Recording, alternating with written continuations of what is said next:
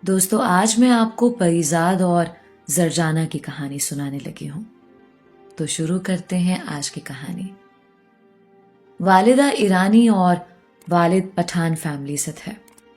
دو حسین نسلوں کے سنجوگ سے جس اولاد نے جنم لیا ہو وہ پریزاد اور پری چہرہ ہی کہلائے گی۔ ہمیں جو دیکھتا رہ جاتا۔ یہ ان دنوں کی بات ہے جب میں دوسری اور میرا بھائی پریزاد تیسری جماعت کا طالب علم تھا۔ تبھی ہم دونوں کی قسمت کا فیصلہ کر دیا گیا۔ میری منگنی چچا زاد اور بھائی کی پھوپھی کی بیٹی سے ہو گئی جس کا نام زرجانہ تھا۔ جب ہم سنے شعور کو پہنچے تو اس حقیقت کا علم ہوا بھائی کو اپنی منگیتر زرجانہ قطعی پسند نہ تھی۔ وہ امی سے گائے بگائے اپنی ناپسندیدگی کا اظہار کرتا رہتا تھا۔ وہ ہاں ہوں میں ٹال دیتی کہ ایسے معاملات میں فیصلہ ابو کا ہی چلتا تھا۔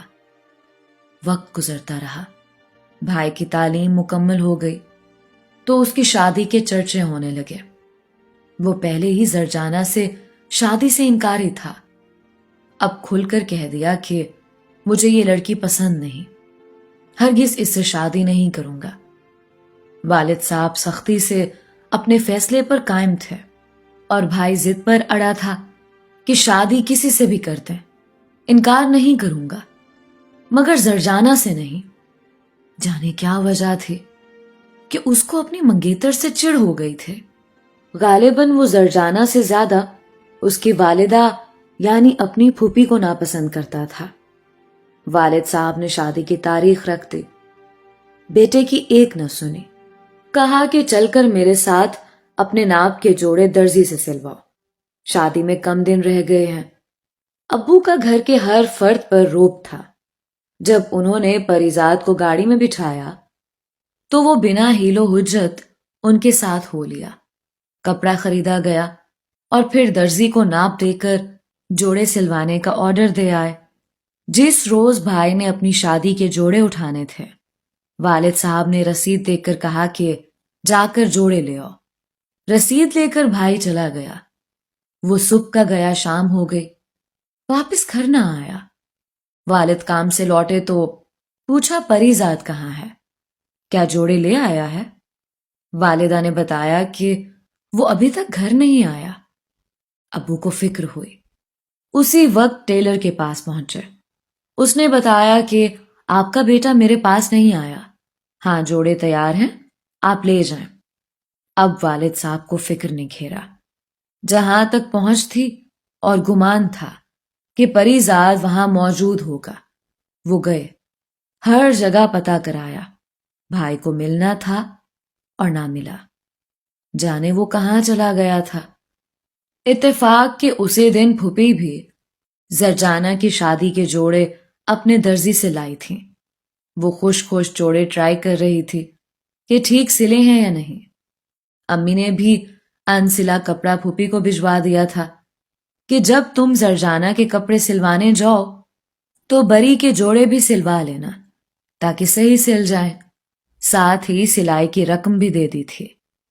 امی نے بہت خوبصورت اور قیمتی کپڑے خریدے تھے اور پھوپھی خاص طور پر ایک مشہور ٹیلر کے پاس گاؤں سے شہر آئی تھی۔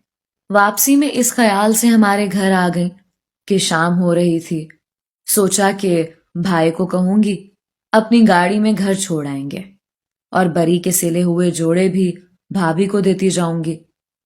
وہ لوگ انتہائی مسرور آئے تھے، لیکن جب ہمارے گھر میں قدم رکھا تو یہاں سوگ کی سی کیفیت تھی۔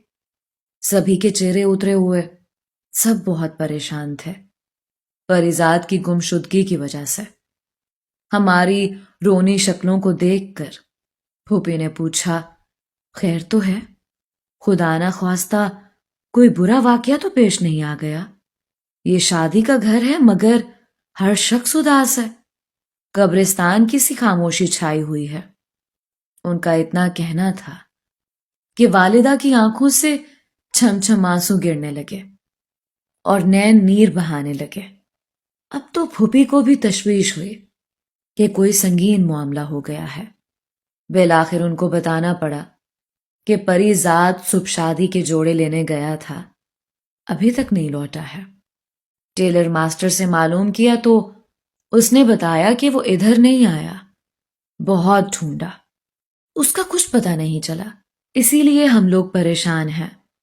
کیا گھر سے ناراض ہو کر گیا تھا؟ پھوپھی نے سوال کیا۔ بس ایسا ہی سمجھ لیں، میرے منہ سے نکل گیا۔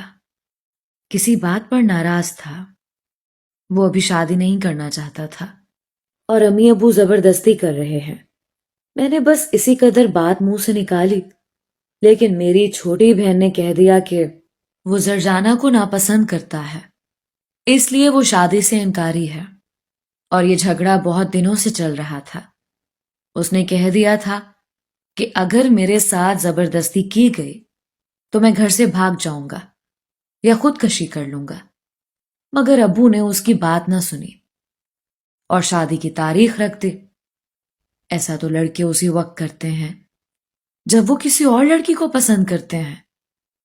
کیا ایسا کوئی معاملہ ہے؟ پھوپھی نے پوچھا۔ یہ تو معلوم نہیں، معلوم ہوتا تو کوئی حل نکالتے، بس وہ بغیر وجہ بتائے انکار کرتا تھا۔ یہ ساری باتیں زرجانہ کے سامنے ہو رہی تھیں اور اس لڑکی کا رنگ اڑتا جا رہا تھا۔ وہ ایسی پزمردہ ہو گئی جیسے اس کا وقت آخر آ پہنچا ہو۔ اس روز پھوپھی واپس گاؤں نہ گئی، ہمارے گھر قیام کر لیا۔ بھائی کو گئے تیسرا دن تھا۔ پھوپھی ابھی تک ہمارے گھر قیام پذیر تھیں۔ ظاہر ہے کہ تشویش کی بات تھی، کئی طرح کے گمان دل کو گھیرے تھے۔ ممکن ہے کہ پریزاد کو کوئی حادثہ پیش آ گیا ہو، ہمارے علاقے میں دشمنی بھی چلتی تھی، ممکن ہے کہ کسی دشمن نے نقصان پہنچایا ہو، بتا نہیں سکتے کہ ہمارے گھر پر کیسا غم کا سیاہ ابر چھایا ہوا تھا۔ 10 روز بعد شادی تھی، ساری تیاریاں تقریباً مکمل تھیں، اور اچانک پریزاد غائب ہو گیا تھا۔ امی اور پھوپھی کا رو رو کر برا حال تھا۔ ہم بہنیں سجدے میں گری اپنے بھائی کے واپس زندہ سلامت لوٹ آنے کے لیے دعائے خیر کر رہی تھیں، اور والد صاحب کبھی ادھر اور کبھی ادھر بھاگ رہے تھے۔ پریزاد کے کلاس فیلوز اور دوستوں کے پاس جا جا کر معلومات لے رہے تھے کہ جن کو وہ جانتے تھے۔ بھائی کا کوئی سراغ نہ ملا۔ پھوپھی اور زرجانہ اداس گاؤں لوٹ گئیں کہ پریزاد کی خیریت کی خبر آ جائے تو فوراً مطلع کرنا۔ 15 دن بیت گئے، شادی کی تاریخ گزر گئی، میرا بھائی نہ لوٹا۔ ابھی ہم اسی غم میں گھل رہے تھے کہ اچانک خبر آئی کہ زرجانہ نے زہر کھا لیا ہے اور وہ موت و زیست کی کشمکش میں مبتلا ہے۔ اسے شہر کے ہسپتال لے آئے تھے۔ 4 دن موت سے لڑنے کے بعد وہ زندگی کی بازی ہار گئی۔ جس قدر دکھ بھائی کی گمشدگی کا تھا، اسے کہیں زیادہ زرجانہ کا ہوا۔ پریزاد کے بارے میں امید تھی کہ شاید لوٹ آئے یا اس کی خیریت کی خبر آ جائے، لیکن زرجانہ تو جان کی بازی ہار گئی تھی، اور اب وہ کبھی واپس نہیں لوٹ سکتے تھے۔ کسی کو خبر نہ تھی کہ وہ معصوم جذباتی لڑکی ایسا انتہائی قدم اٹھا لے گی۔ اس کی میت کے ساتھ ہمارا سارا گھرانہ پھوپھی کے گاؤں چلا گیا۔ پھوپھی نے اسے شادی کا سرخ جوڑا پہنا دیا اور موت کے کھٹولے میں سجا سنوار کر دلہن بنا کر لٹا دیا۔ کیا بتاؤں، کیسی پیاری لگ رہی تھی۔ شاید رخصتی کے وقت بھی ایسا روپ اس پر نہ آتا، لیکن اب جو اس کا وقت رخصت تھا وہ اللہ کسی جوان لڑکی پر نہ لائے۔ وہ ہمیشہ کے لیے اس دنیا سے رخصت ہو رہی تھی۔ یہ قیامت کا سما تھا۔ 3 دن پھوپھی کے گھر قیام کیا اور چوتھے دن ہم گھر آ گئے۔ ہمیں آئے چند ہی گھنٹے ہوئے تھے کہ دروازے پر دستک ہوئی۔